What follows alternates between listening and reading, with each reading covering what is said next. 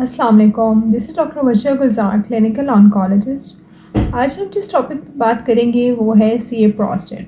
Prostate का cancer.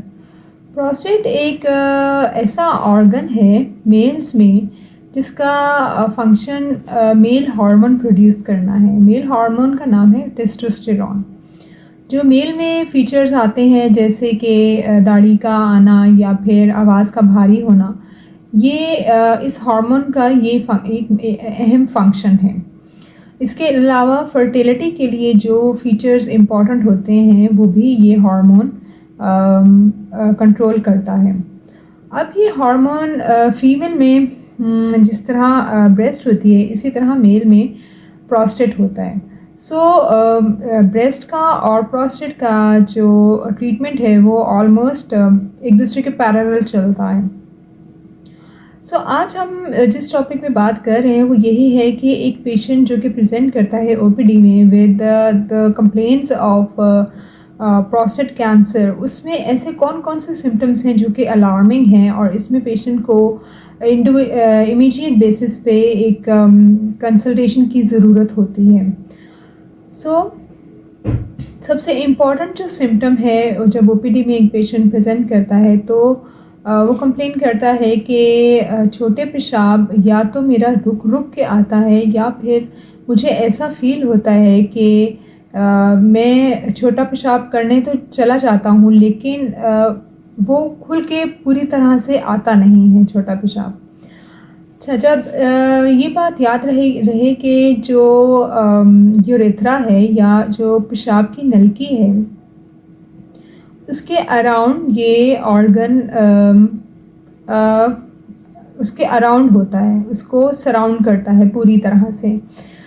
तो sometimes ऐसा होता है कि जब ट्यूमर सेल्स ग्रो करना शुरू कर देते हैं, जब उनकी ग्रोथ बहुत ज़्यादा हो जाती है तो जो छोटे पेशाब की नलकी है वो बंद होना शुरू हो जाती है। जब उसमें बंदिश आना शुरू हो जाती है तो फिर पेशेंट को ब्लैडर तो ऊपर से मसाना तो भरा हुआ होता है पेशाब से, लेकिन जब पेशेंट यूरिन करने जाता है तो उसे यूरिन या तो रुक रुक के आता है या फिर पेशेंट को यूरिन आता ही नहीं है। पेशेंट को उसकी अर्जेंसी बहुत ज़्यादा होती है लेकिन पेशाब आता ही नहीं है, कम्प्लीटली ऑब्स्ट्रक्टेड हो जाता है। या फिर समटाइम्स ऐसा होता है कि पेशेंट यूरिन पास करता है तो यूरिन पास करते करते पेशेंट को पेन फील होती है। मेन इसके सिम्टम्स यही हैं कि या तो पेशेंट को यूरिन अर्जेंसी होती है, यूरिन पास करते हुए पेन होती है, या फिर पेशेंट को हेजिटेंसी होती है। इसके अलावा जो एक और इम्पॉर्टेंट मेन सिम्टम है वो पेशेंट प्रेजेंट करता है विद पेशेंट की धार नहीं सही बनती, छोटे पेशाब की जो धार होती है वो सही नहीं बनती। तो ऐसी कंडीशन में जब एक पेशेंट प्रेजेंट करता है तो वो मोस्ट प्रोबेबली रेज करता है suspicion of the CA prostate.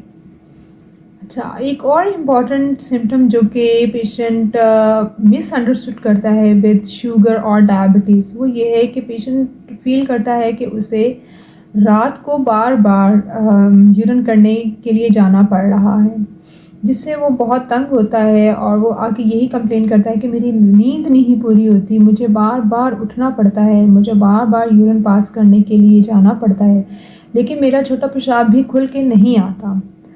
तो ऐसी कंडीशन में एक इम्पॉर्टेंट हार्मोन है जो हम चेक करते हैं ब्लड के थ्रू। ब्लड आम सिंपल ब्लड का सैंपल लिया जाता है, उसके थ्रू हम वो हार्मोन डिटेक्ट करते हैं। अगर तो वो रेज्ड हो तो वो हाईली सस्पिशियन हो जाता है टूवर्ड्स सीए प्रोस्टेट। उस हार्मोन का नाम है पीएसए लेवल्स।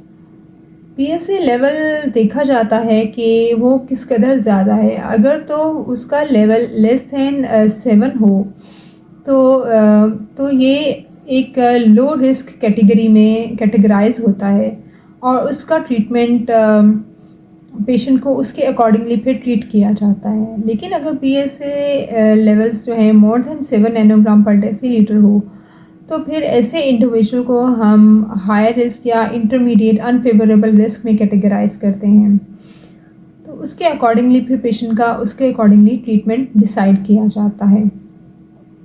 अच्छा, अब सिर्फ ये नहीं ज़रूरी कि पीएसए लेवल अगर इंडिविजुअल का ज़्यादा आ रहा है तो ज़रूरी नहीं है कि उसे कैंसर ऑफ द प्रोस्टेट ही होगा।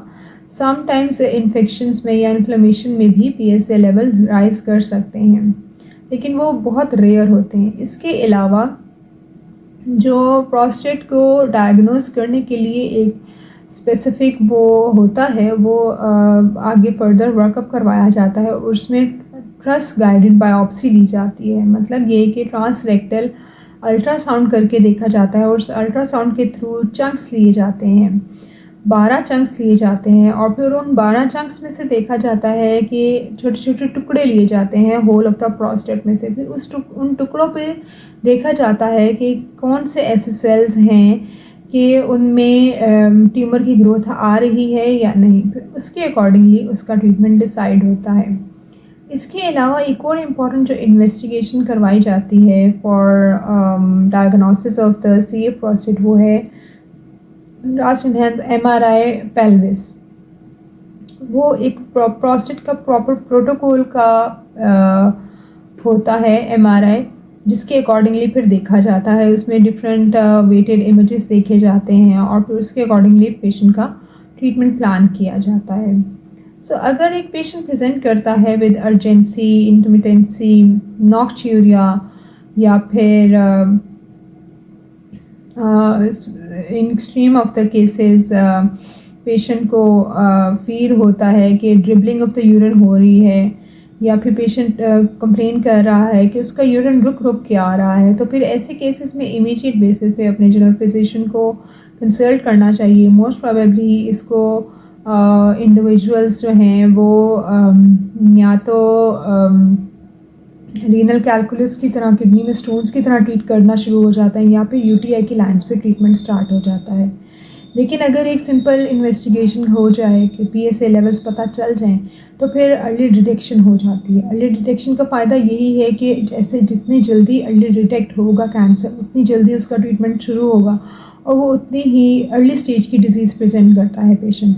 अगर पेशेंट प्रेजेंट ही इन सिम्टम्स को इग्नोर करता रहे और प्रेजेंट ही लेट स्टेजेस पे करे तो लोकली एडवांस डिजीज़ बन के आ जाती है, जिसकी वजह से फिर ट्रीटमेंट भी अकॉर्डिंगली उसका डिले होता है। So this is all about my discussion today. I hope you like my video. If you have not subscribed yet, please subscribe. Thank you.